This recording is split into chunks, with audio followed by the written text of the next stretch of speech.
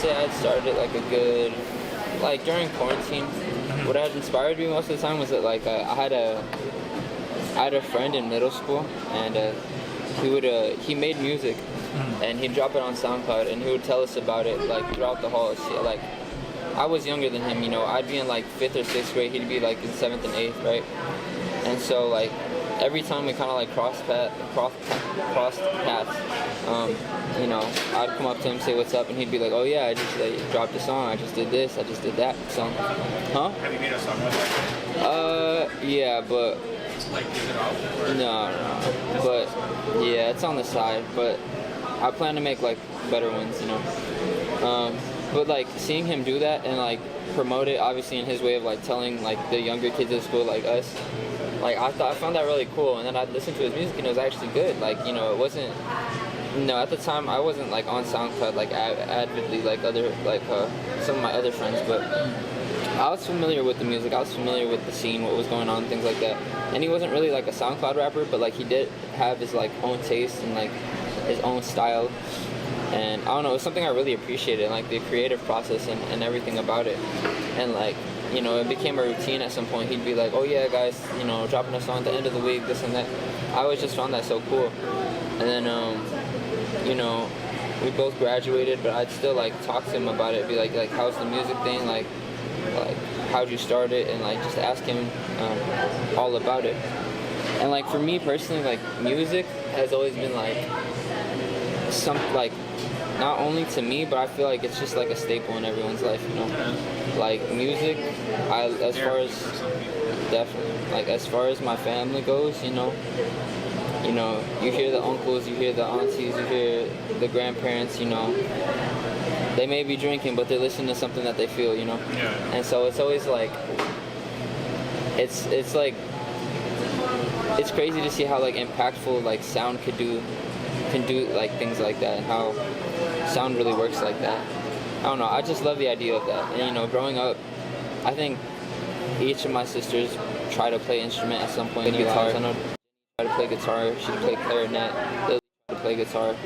And when I was little, I got a guitar, like a little guitar that like, you know, I'd like to mess around with. I had no clue what I was doing. I never take it seriously, obviously, you know, but it was something I always liked. And then, I don't know, just growing up, music was always just like a thing that I like wanted to do. I know in middle school, elementary school, like I was growing up and I'd always want to be in they had a band program that would happen on the side where you learn how to play like clarinet, flute, trumpet, things like that.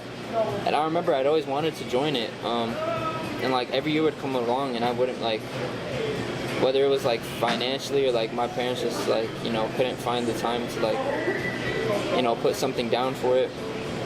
But like it was something like I always wanted to do. And I remember like I went for like the first 2 days one year, like I forgot how, like the lady came and she was sponsoring the program and all it was. And I had asked her if I could like join because I had a couple friends that were in it too.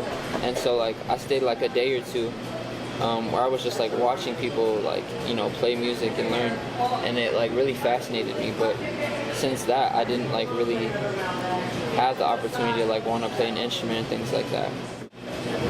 Come quarantine, you know, I'm in like 7th and 8th grade when COVID like barely starts hitting, and really around 8th grade I start like doing more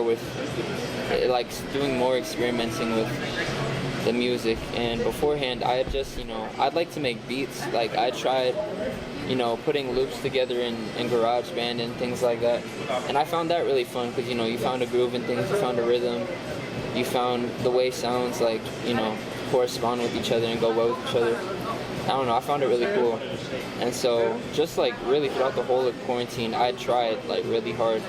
Whatever I listened to, I try to make similar to like anything like that. I mean, I guess a big part into the music too, which I was curious about, is just like the lyrics. What got you into the writing aspect of it? So like instruments is one thing, but being able to write and put it all down on paper.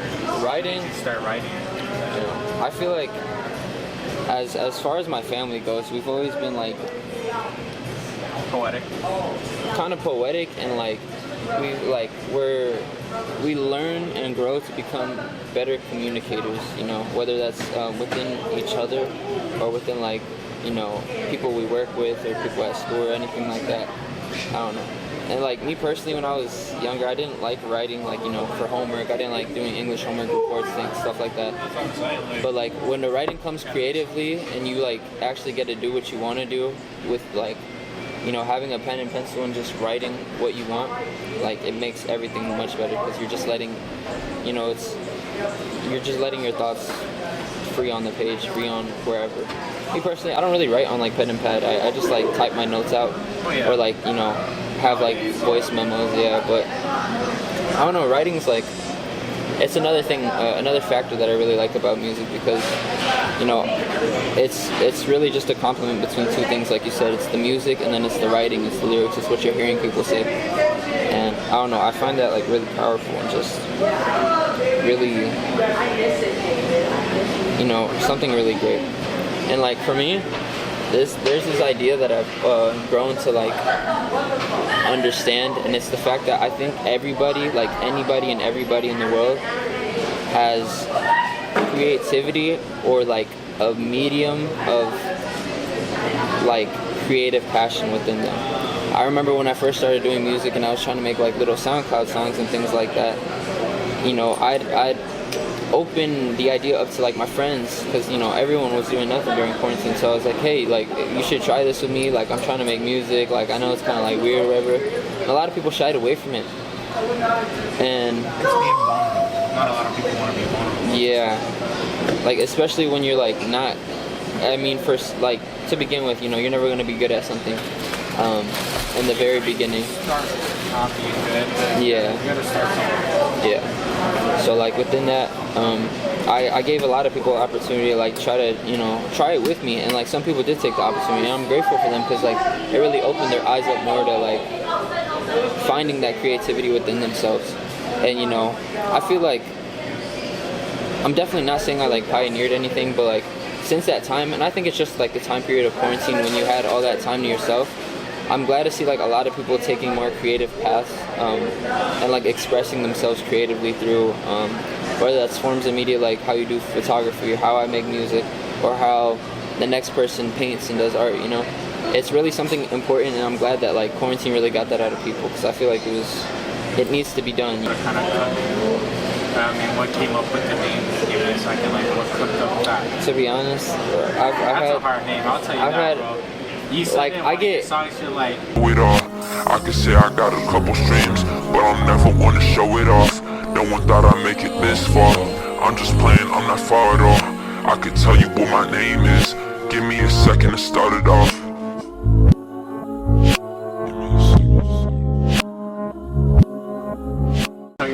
tell you my name. Give me a second to start you off. I was like, bro, that shit goes so hard. But to be honest, I've had this conversation this week too.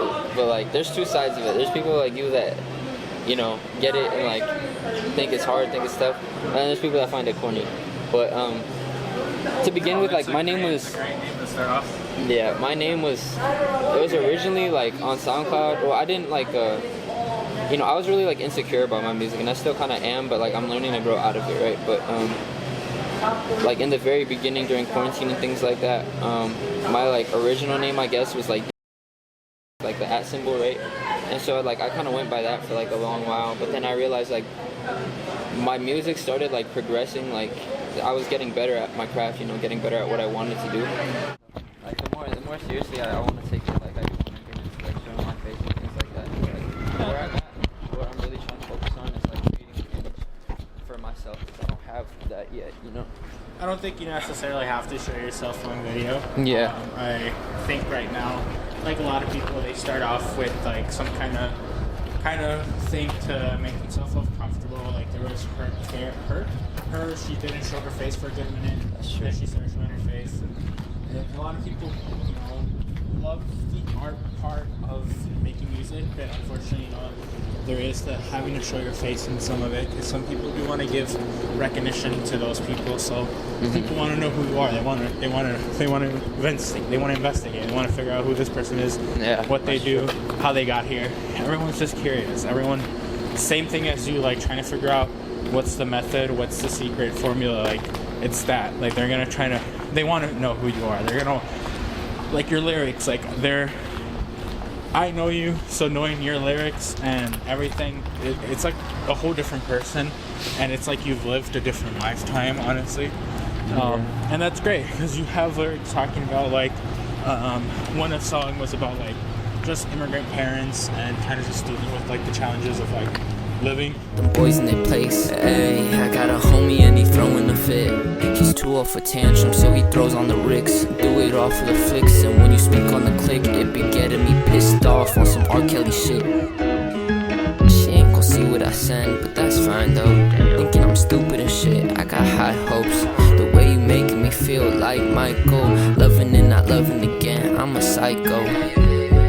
High school, I ain't finished yet. First gen child trying to make proud of some immigrants. Nowadays, what kids do on the internet, I don't know, I'll hit you back soon once I figure it out. Said the world's on fire, but we move on, yeah, we move on, yeah, we move on, yeah, yeah.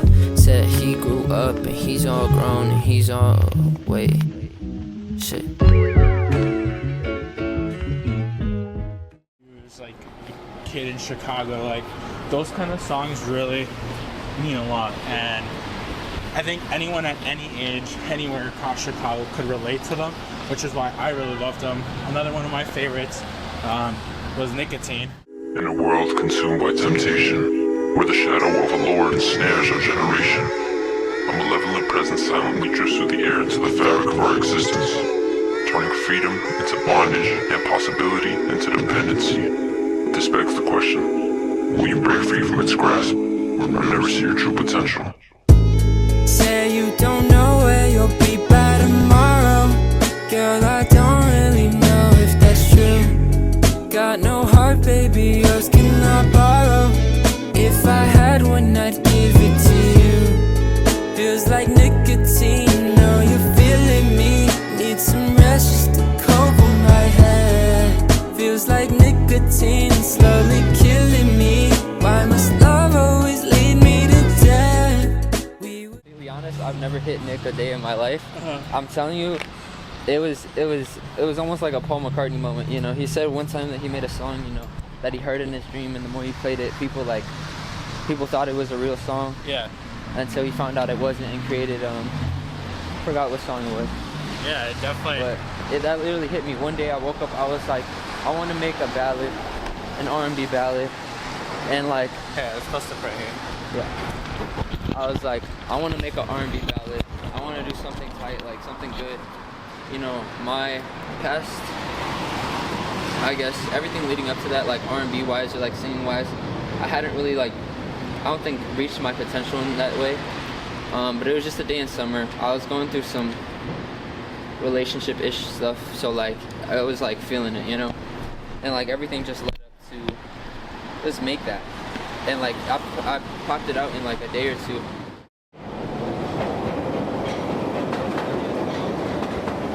I'm saying it wasn't really a song where like, it wasn't like one of those songs that I would like critique so hard within myself and like pick at a lot and, you know, keep on trying to redo takes and things like that. But it was really just a song where I was like, I felt a certain way, I was feeling it, and I had the vision for it. It kind of laid out itself, you know. Then at one point I was just looking for beats. I found it. I was like, okay, like I knew it, just like all hit me. The idea for it all hit me at the same time. And so it was just a matter of execution that really just drove me to finish it and make that song. No, I really love that song. It's a great song.